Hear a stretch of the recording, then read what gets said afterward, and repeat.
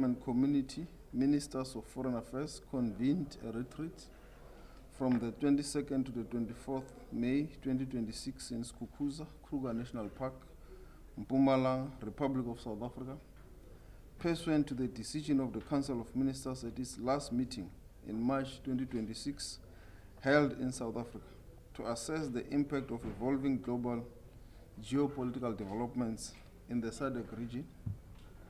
Ministers underscored the impact of intensifying geopolitical rivalry, including the current Middle East conflict, climate-related pressures, and disruptions to global trade, energy, tourism, financial systems, and noted that these factors are driving higher food and fuel prices, exchange rates volatility, and increased risks to food and energy security across member states.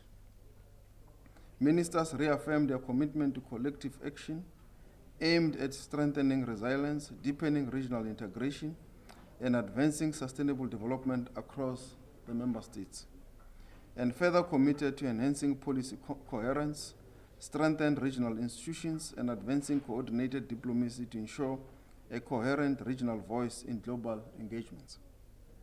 The retreat deliberated on 5 thematic areas, namely financing regional integration, investment, public debt management, and domestic revenue mobilization, industrialization, value chains and trade, infrastructure, transport and logistics, and free movement of people, goods and services, energy, oil and gas, and mineral resources and agriculture, agricultural inputs, supply chains, markets, and food security, and identify the following priority measures for collective action.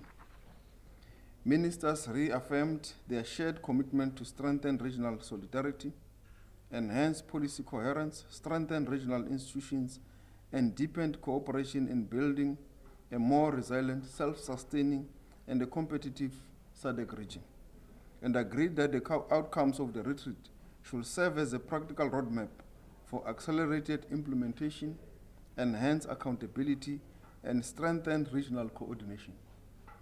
The retreat concluded with a renewed commitment to advancing SADC Vision 2050, which envisions a common future within a regional community that ensures economic well-being, improved standards of living, and the quality of life, freedom, social justice, and peace and security for the people of Southern Africa. Thank you very much. Thank you, Minister. I'll now invite the press to ask some questions. Okay, let's go ladies first. Dando Bloomberg. Yes? Sure, thank you, Minister and SG, for the opportunity. ES. Just correct that, Dando, it's ES. Executive Secretary. Yes, so I've got 2 questions. One is on the public debt management and the domestic revenue mobilization that you're talking about. What specific solutions were discussed about that in terms of, how you're going to mobilize domestic revenue? And then the second one is just around the anti-migrant tensions that are rising in the country, and how much of that was given expression in the meeting. Was there a shared strategy discussed and agreed upon? And if so, could you please elaborate what was discussed? Thanks very much. Junior Kumaro from Newsroom Africa. Firstly, just on the issue of energy security, is there any more detail that you can speak to us about in terms of Angola, Mozambique emerging as countries that can provide oil and gas? Are those 2 countries susceptible to prioritizing the Southern African region in terms of their exports? And just to add on the issue of anti-illegal immigration protests that have been happening in South Africa, Minister, there are reports that there might be a boycott of the Africa Day celebrations in the Northwest. Any truth to this? And if so, what is the International Relations Department doing to try and alleviate this? Thank you. Kaya. Okay, you.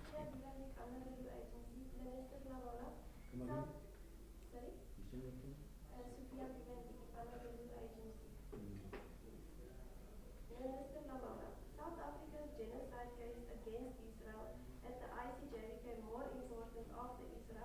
gave its response in March 2026.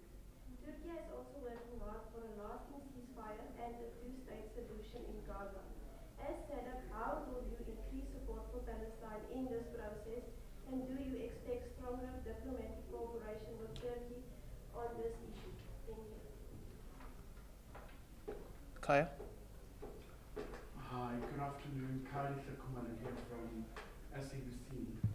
I just want to know, just in terms of the geopolitics and, just looking at the impact of the current situation in the Middle East, what did the minister say the SADC should do, especially given, the massive impact on the ground, the fuel price rising, and also these potential threats of social unrest, given the poly crisis.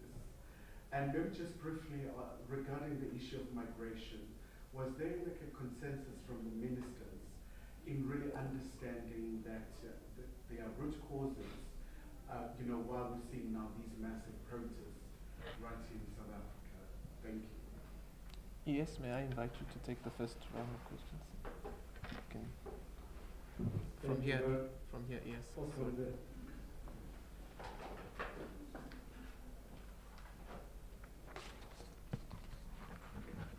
Thank you very much, members of the press. Good afternoon to everyone and our Honorable Minister. I think the SABC, if I got it right, you spoke about domestic resource mobilization, and I think I would leave the aspect of the migration and the tensions related to that to the Honorable Minister. The retreat is a retreat to reflect on what SADC is doing and what SADC perhaps could do to enhance its operation and as a community to deliver better. The key aspects being the geopolitical development that are upon us, as you heard from the minister reading the statement. We needed to react. And therefore, when it comes to mobilization of resources, there was recognition by Council, the ministers, that indeed there might be need for domestic focus. There are resources that are plenty within our space. Your pension funds, your insurance funds, your private equities, including even funds that are sitting in the diaspora that can actually be brought back into our region. Therefore, it's not every time that when we do projects, when we do activities that require funding, that we should always be looking outside. There is strong recognition now coming out of this retreat that indeed we must harness those resources that are within. So to answer your question, that's what we do. And that means working with the private sector so that they are able to also appreciate what projects are going to be done and how those can be delivered. I'm saying it here simplistically, but on the back end of it, there's a lot of work that ought to happen to make sure that that ultimately is recognized. But this was a key delivery, that we must focus more on domestic mobilization of resources. Even the pension funds themselves, recognition that most, if not all of our pension funds are actually invested externally to the region. Therefore, what we need to do, what type of projects and programs that can actually absorb those resources domestically. So they are able to help us to develop even the financial services sector of our region. You asked the newsroom on, I think, energy, detail on energy, Angola and Mozambique. Again, similar to resource mobilization, there was a realization that indeed we must also look within, much as we are drawing our oil and gas and related aspects from other parts of the world. We do have those resources in the region, and therefore, what steps do we take? First, there is a market that is not only confined to those two countries. There is a bigger market of close to almost 400 million of SADC, and therefore, when you look at oil in Angola, oil in Mozambique, and gas in Mozambique, perhaps that should be the conversation and the picture that emerges.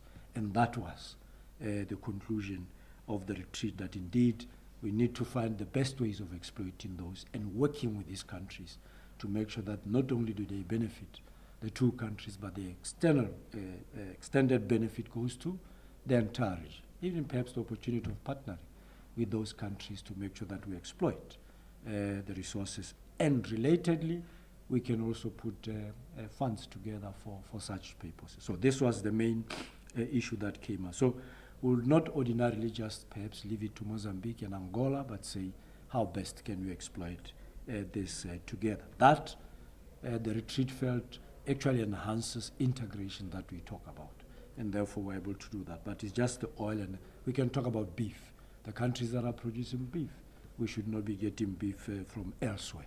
We should rather be getting it here to those countries that are producing. And those that are not, how do they work with those countries that are producers so they can actually ramp up production to meet the demands and needs of the region.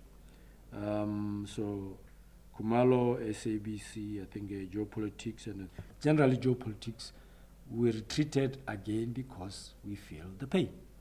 And we needed to address the pain. And we needed to strategize to find solutions on how best the countries can resolve these aspects. I think one key aspect that I can speak to is the foot and mouth disease. We realized that there is a need for collective action. And therefore, we need to look at some of our institutions, how we can enhance. It has actually stopped our beef exports and beef revenue and affected livelihoods of our small-scale farmers. So what do we need to do with this? So collective action, which actually happened, will assist, contain this in the region and make sure that we again go back to the normal production that we have. Even the extent to which we have got vaccines. If we don't have enough, what do we need to do to Botswana, to assist Botswana as a region so it's able to produce enough vaccines for the region to address that, and even at the epicenter where it is, how we address that. So this was the frame of thought of ministers who said we now have to work more collectively and make sure that we address this. So geopolitical implications, including this example that I gave about agriculture. That was the general feeling. Let me stop here.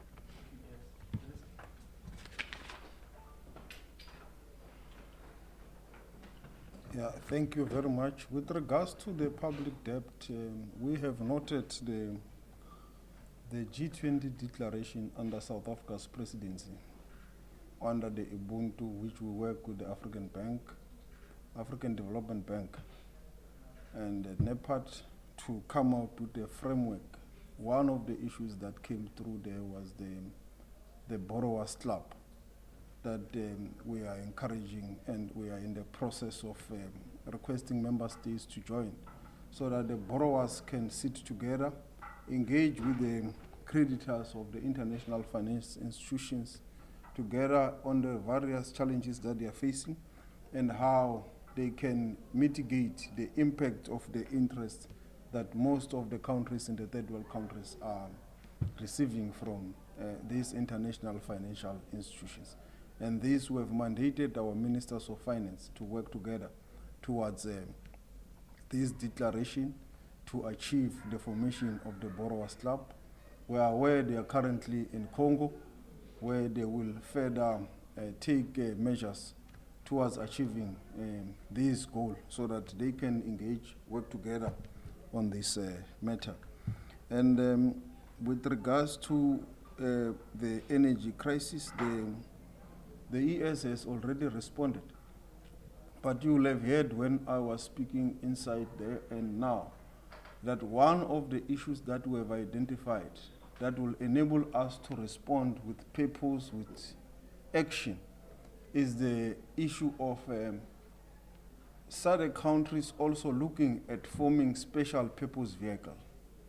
And Angola already have the Lobido refiner that is already in motion, which the second phase needs financing. So we have also encouraged our ministers of energy and finance to look into the possibility of SADC countries joining hands to invest into the Lobido refinery, so that the resources that are needed to scale it up to enable us to respond to the ongoing energy challenge, we all pull our resources together towards that. So we have mandated the Ministers of Energy in terms of our resolution that and finance to look into this and explore that process. You will know that South Africa is already invested in the Lobido corridor itself through our DFI, the Development Bank of South Africa, which is one of the financiers of the corridor itself. But we are now talking also about the Lobido refinery. We are not saying we are mandating them so that when you report, you report properly. We are saying they need to explore. The Ministers of Finance and Energy, as and when they are going to meet soon, they need to look into this as a matter of priority or urgency to help us to respond to the ongoing challenge. And as the ES has said, Mozambique remains an important pillar of our energy response, given the gas capabilities that are in Mozambique and the finds that are there.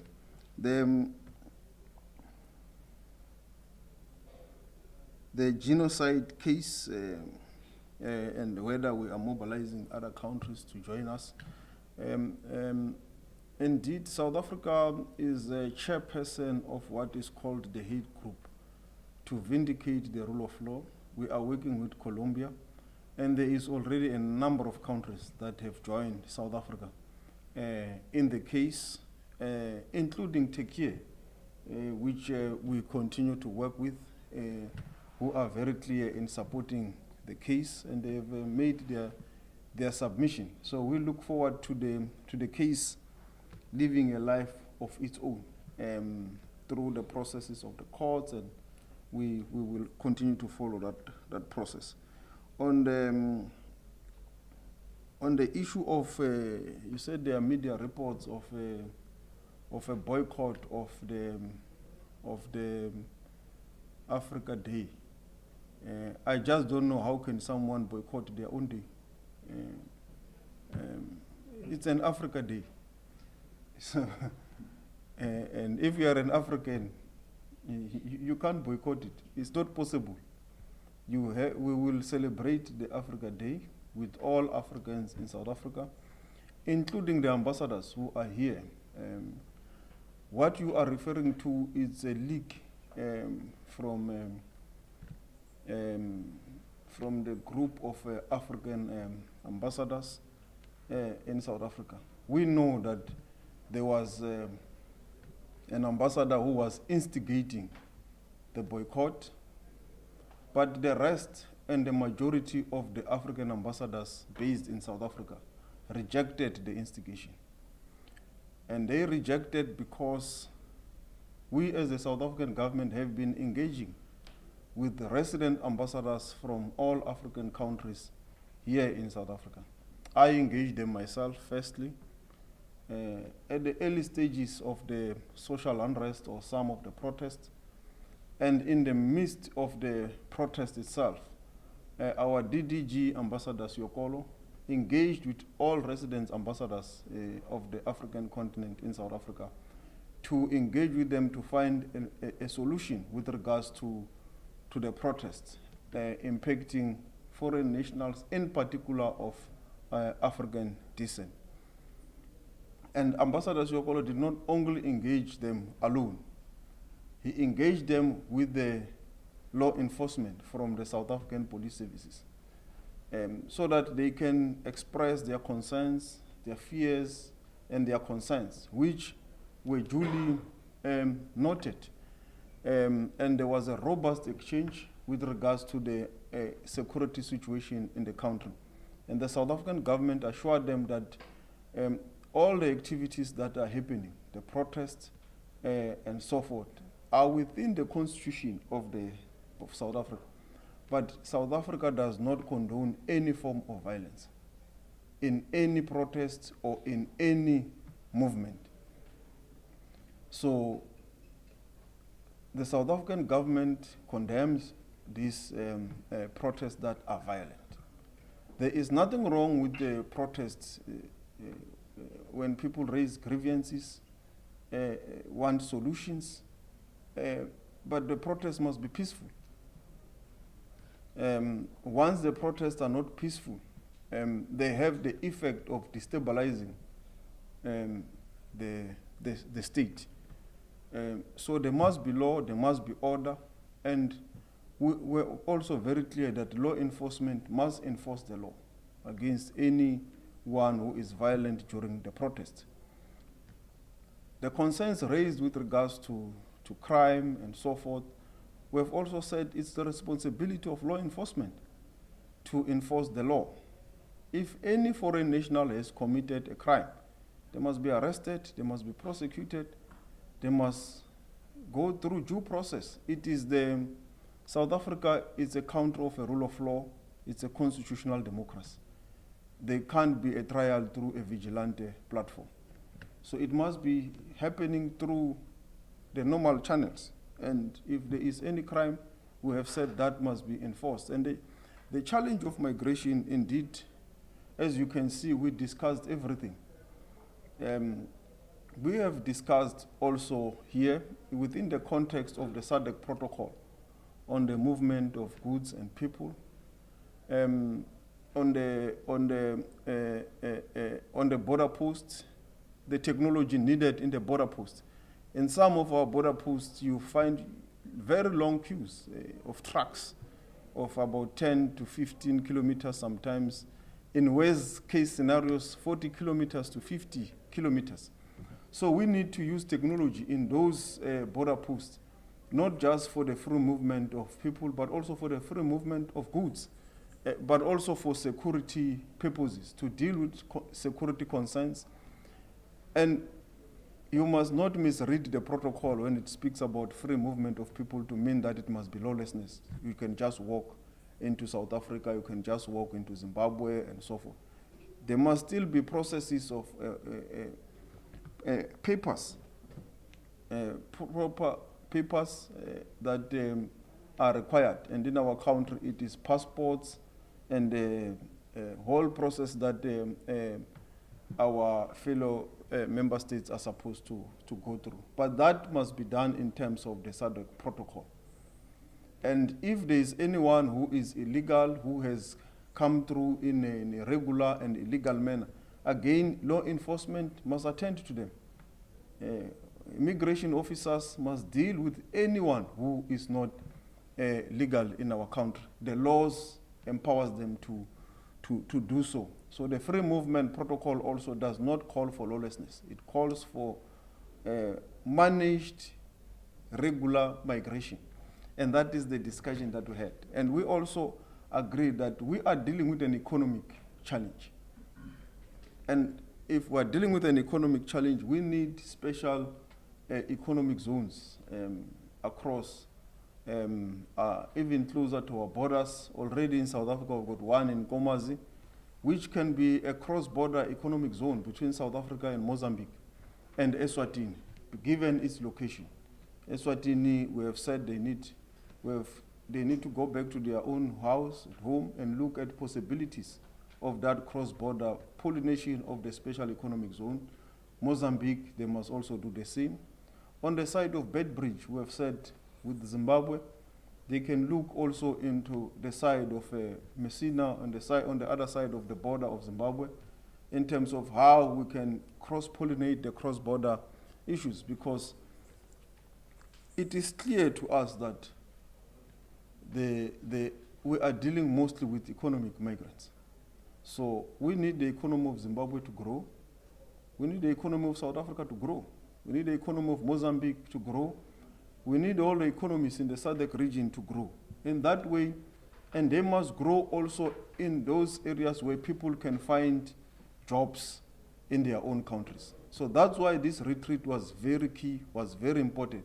It's an economic solution to the SADC challenges, issues of regional integration. And that's why we have also spoke about increasing the level of regional integration, and that our ministers of trade needs to look into setting the target of regional integration that will enable economic growth and also job creation. So The issue of migration has got various dimensions. The first one is the economic part that we all as the SADC region have to deal with through regional integration. The second one is the security aspect, that it must be regularized, it must be done within the ambit of the law. And any illegal form of migration should be met with the enforcement of the law by the relevant authorities. Thank you very much. Okay, do we have another round of questions? By the powers vested in me, Minister, by you, I release you.